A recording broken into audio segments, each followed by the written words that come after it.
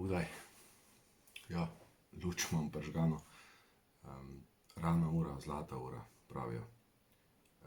Drži. Edini del dneva, ko imam mir pred dečmankom in sem lahko sam s svojim Bogom. No, lahko bi bil tudi ponoči, ampak imam raj, če je to zjutraj. Ja, trenutno se nahajam v svoji domači začasni pisarni, kjer se oddaljim z še dvema začasnima sodelavkama. To so ta večja hčere, za razliko od običajne vsakodnevne pisarne, kjer nas je zbranih več kot 20.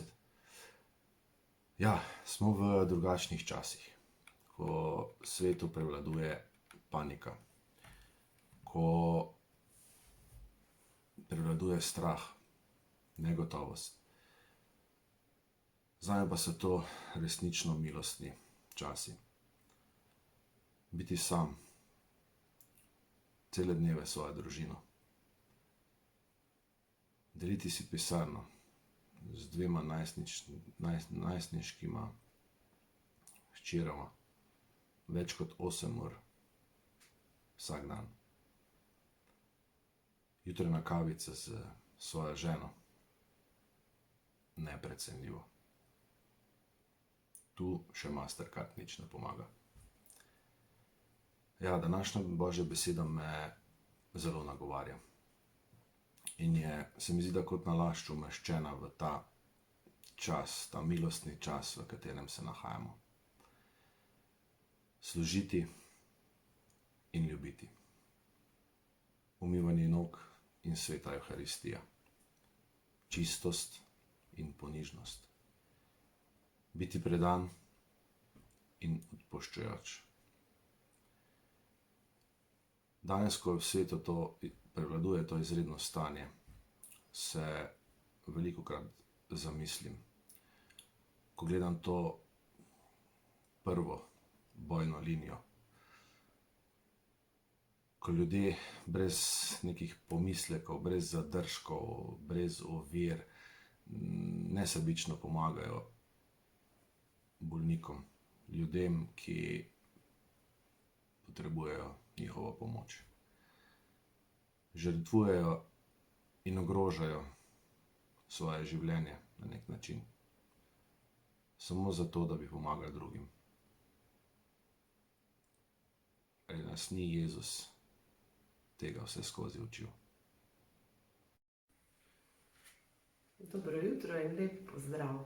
Danes se nahajam v temle kotičku našega skupnega prostora. Tale del mi je najljubši, ker imamo tukaj klavir. In podelila bi z vami nekaj stvari o naših stotinkah za Gospoda.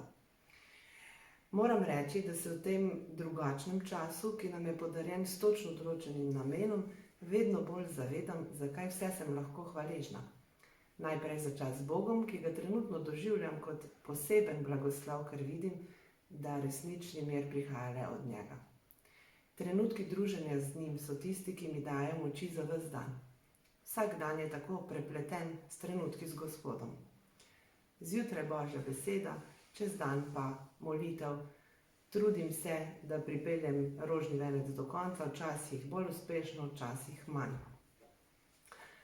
Potem sem zelo hvaležna za mojega čudovitega moža in najine skupne trenutke, ki jih preživiva s Bogom.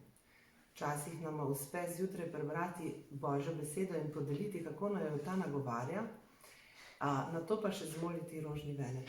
Dan, ki temu sledi, je zato bolj miren kot drugi, ko nama ne uspe dobiti se pri Gospodovih nogah že zjutraj. Pa čez dan kakšen kapučino, objem, poljub in križ, ker nama je zelo pomembno, da najine punce vidijo, da se imava rada, zato tega ne skrivava pred njimi. Zvečer pa družinska molitev. Kakšna besedka, na koncu pa seveda še pesem. Vsi zelo radi pojemo. Zelo hvaležna sem, ker naj jo je Bog blagoslovil s 5 čudovitimi puncami, enim angelčkom ter še enim otročkom, ki se bo kmalu rodil.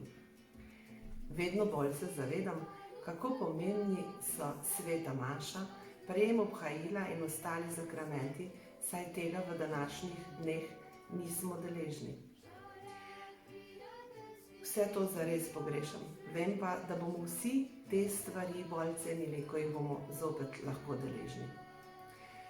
Nisem pa hvaležna samo za trenutke, ki so veseli, v katerih nam je lahko, ampak tudi za trenutke nemira.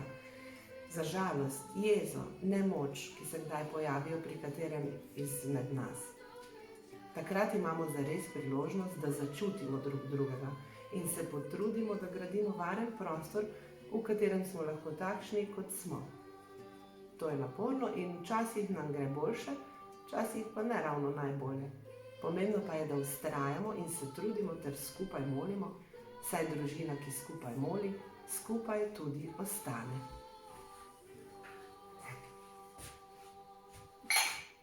Blagoslovljene praznike. Vsem iz srca.